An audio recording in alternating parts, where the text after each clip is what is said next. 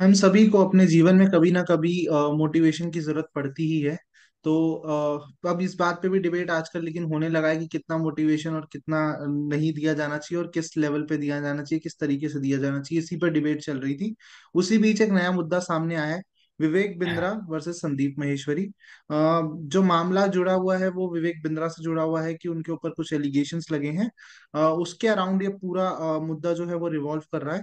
तो उत्कर, सबसे पहले मैं आपकी राय जानना चाहूंगा इसके बारे में कि आपको क्या लगता है, और इसको बताने की कोशिश करें अगर कि आपको क्या लग रहा है इस मामले में, सबसे पहले ये बताने की कोशिश करें। जी। धन्यवाद मनीष, मुझे शो पे बुलाने के लिए। तो मैं मेरा जो ओपिनियन है इस चीज़ के रिगार्डिंग वो ये है कि कहीं ना कहीं जब भी दो पब्लिक फिगर्स की लड़ाई हो जाती है तो ऑब्वियसली हर चीज़ शोकेस होती है, लाइक अ स्पेक्टेकल। जैसे कि एक शो है जिसमें आप फ्री में चीज़ें देख रहे हो बिना टिकट दिए। तो जब भी ऐसा होता है तो इट्स वेरी ऑब्वियस कहीं ना कहीं लोग पर्सनल चले जाते हैं और वो चीज़ें बाहर आने लगती हैं जो आई थिंक मे बी किसी का निजी मामला है, अच्छा हो चाहे बुरा हो, राइट। तो आई थिंक सेम केस यहाँ पे भी ऐसा ही कुछ हुआ है। और जहाँ तक हम इन दोनों के बेसिकली इस बीफ की बात करें, अगर हम इसे बीफ बोलें तो उसमें यही है कि I think these are trivial fights. अगर आप ऑडियंस के परस्पेक्टिव से भी देखो, although we are talking about it, but कहीं ना कहीं आई थिंक लोगों को इस पे अपना टाइम वेस्ट नहीं करना चाहिए। ऑल्दो हम भी इस पे पॉडकास्ट बना ही रहे हैं, बट आई थिंक कि मतलब लोगों को पता है कि MLM is a bad thing, right, whether it's related to one person और समवन एल्स, राइट। ये लोगों को पता ही है इट, बट फिर भी लोग इस चीज को फॉलो करते हैं। तो सबसे ज्यादा गलती किसकी हुई, जो इंसान इसको कर रहा है या फिर जो लोग उसको फॉलो कर रहे हैं, राइट। दूसरी अगर हम बात के मोटिवेशनल स्पीकर ऐसे होते हैं वैसे होते हैं, तो आई थिंक काफी जगह काफी सारे मोटिवेशनल स्पीकर ये बात एक्सप्लिसिटली कहते हैं कि भाई हम जो है we create videos so that it can help you, right. ताकि आपको मोटिवेशन की जरूरत ना पड़े, ताकि आप सेल्फ मोटिवेटेड फील करें और आपका जो भी गोल है उसकी तरफ आप नेचुरली ग्रेविटेट करें। आई थिंक इतनी सी बात है। इसको जस्ट बिकॉज ऑब्वियसली आप किसी की वीडियो टेक डाउन करोगे तो रेperकशंस तो होंगे ही। तो वही चीज बस एक इट्स नॉर्मल, लाइक जैसे दो बंदे चल रहे हैं, एक का कंधा टकर गया, वो चाहे तो इग्नोर करके आगे बढ़ सकता था, वो लड़ने लग गए, दैट्स इट। आई थिंक ये इसका लब्बे लबाब है टोटल। नहीं, वैलिड है, बट सबसे मेरे को जो यहाँ चीज नजर आती है कि दो चीजें यहाँ पे सबसे बतानी पहले जरूरी है। कि मुद्दा है किस चीज के बारे में और लड़ाई हो किस चीज के लिए रही है। तो सबसे पहले हम्म। संदीप माहेश्वरी जी का जो शो है उसमें कुछ तीन चार लोग गए थे और वो उस ऐसा सुनने में आया है कि वो विवेक बिंद्रा के कोर्स के साथ जुड़े हैं। उन्होंने किसी का पर्टिकुलरली नाम मेंशन नहीं करा था वो उस पूरे शो के अंदर। और उसको जोड़ के देखा गया विवेक बिंद्रा जी के साथ।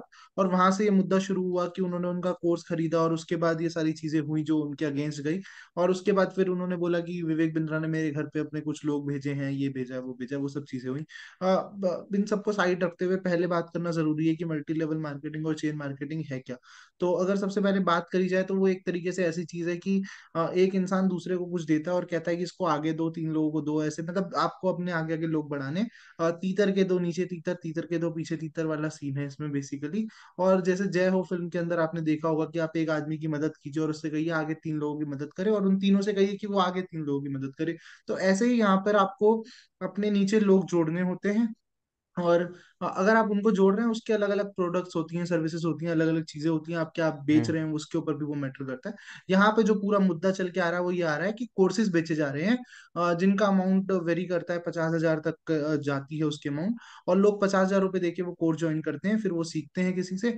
और उसके बाद फिर उनको कहा जाता है कि आप इस कोर्स को आगे तीन लोगों को भेजिए। ये पूरा मुद्दा है, इसके अराउंड ही पूरी कंट्रोवर्सी है। तो मुझे जितना समझ आया है कि ऐसी और भी चीजें बेची जाती हैं, ऐसा नहीं है कि सिर्फ ये चीज बेची जा रही है, ये इस तरीके का कोर्स बेचा जा रहा है। वो बेसिकली कोर्स बिजनेस सिखाने का एक मॉडल है। अब वो कितना सही है कितना गलत है वो हमने परचेज नहीं करा तो हम इसके बारे में नहीं बोल सकते हैं। ये तरीका भी राइट। कितना सही है कितना गलत है उसको वैलिडेट करने वाले हम कोई नहीं बैठे। It's ultimately up to you, आपके ऊपर है। आप किसी की बात सुनते हैं, आप उससे कितना इन्फ्लुएंस होते हैं, आपकी चॉइस है। बहुत सारी चीजें समाज में गलत सिखाई जा रही हैं।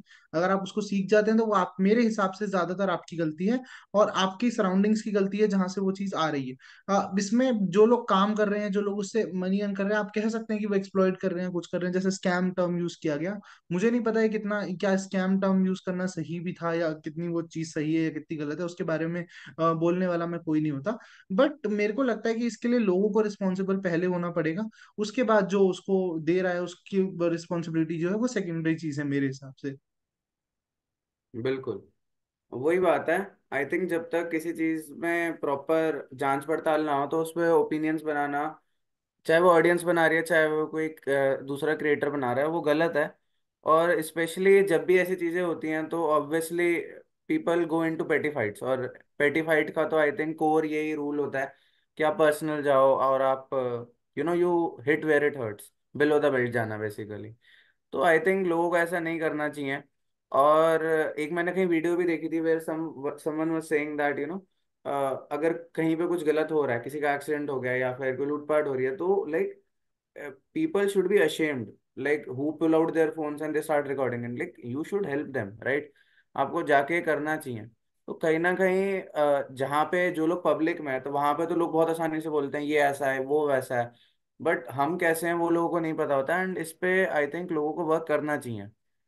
तो I think it's a very important thing to be noted. सही बात है, बिल्कुल। और इसके साथ जो एक चीज और सामने आ रही है जो बहुत दुखद है और बहुत दुख वाली बात है, कि पर्सनल लाइफ में भी विवेक बिंद्रा के कुछ इश्यूज चल रहे हैं। जो उनकी वाइफ है, उन्होंने उनके अगेंस्ट डोमेस्टिक वायलेंस का केस भी कर दिया है नोएडा में। और ये एक और जो खबर सामने आ रही है काफी दुखद।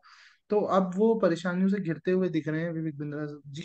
अब उसमें पता लगेगा कि आगे कितनी सच्चाई है कितनी नहीं है। वैसी खबर आई है कि उनकी उनकी माँ से कुछ बहस हो रही थी और उनकी वाइफ बीच में आ गई थी। तो उस समय उनके साथ कुछ उनसे कुछ हाथापाई हुई और उनके जो ब्रदर हैं उनकी वाइफ के, उन्होंने ये केस किया उनके अगेंस्ट। इस केस में कितनी सच्चाई है और क्या सच में विवेक बिंद्रा जी का मॉडल एक स्कैम है और ये कितना खराब है या कितना सही है, इसके बारे में तो कोर्ट डिसाइड करेगा अल्टीमेटली अगर केस आगे बढ़ता है तो। हम लोगों का जो मानना है वो ये है कि लोगों को अपने तक रिस्पॉन्सिबल होना जरूरी है, खुद तक रिस्पॉन्सिबल होना जरूरी है। जब आप खुद रिस्पॉन्सिबिलिटी बियर करना शुरू करेंगे, आप खुद समझना शुरू करेंगे और अपने आसपास के लोगों को समझाना शुरू करेंगे कि हाँ ये चीज गलत हो सकती है, आपको सोच समझ के इस पे जाना चाहिए या इस पे पैसे लगाने चाहिए नहीं लगाने चाहिए। जैसे वहां पे तीन लोग जोड़े जा रहे हैं कुछ काम के लिए, यहाँ पे आप तीन लोगों को अच्छी सलाह दे सकते हैं कि आप सोच समझ के जाइए, अगर आपको फिर भी लगता है कि आपको इसमें पैसे देने चाहिए आप बिल्कुल दीजिए। तो आप भी अपनी तरफ से कोशिश कीजिए अच्छा करने की, अगर सामने वाली चीज उतनी अच्छी आपको नहीं लग रही है तो। डिपेंड करता है कि आप किसको किस नजरिए से देखते हैं और कितना समझ पाते हैं, वो अल्टीमेटली आपकी सोच है। और सोच बदलने का काम जो है वो कोशिश तो हम कर रहे हैं कि हम कितनी लोगों की सोच बदल पाए अच्छे वे में।